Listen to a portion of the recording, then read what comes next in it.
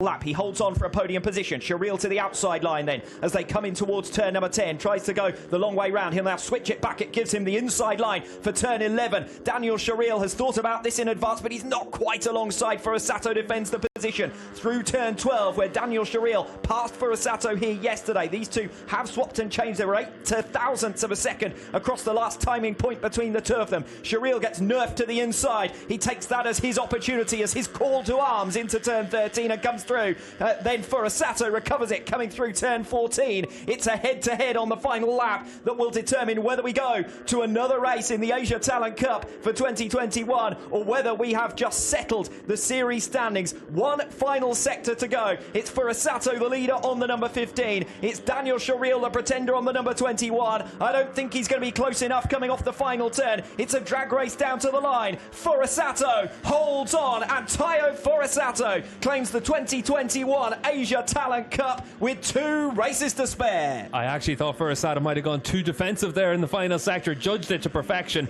Really good race performance from him. Hongo takes 4th. Thompson's up inside the top 5 once again as the rest of the field comes through to claim the points paying positions. Yes, Thompson rounding out your top 5. Firdaus for Jita, an isolated 7th position. Wakamatsu in 8th for Dilla, and Dandy rounding out your top 10. But it was all about the top 2 in the context of the championship. We had a very similar race to what we had yesterday. We had exactly the same outcome. A 6th win of the season for Taiyo Furusato. Yeah, and if you want to see how on the limit Shireel was to try and make the moves to take the race lead, we saw through turns 6 and 7 he had a bit of a moment. We saw on the run into turns 12 and 13 he had another moment. That was the deciding factor. It meant that into turn 15 Furusato was able to take a normal line. He didn't have to defend the position. He did take a defensive line on the run through 15 into 16, and he was able then to exit the corner nice and clean and hold on to that race victory. He was able to take it by a 1/10 of a second, and just like we saw yesterday, able to lead pretty much the whole race here. Nice and comfortable. 6 from 6 from Furusato.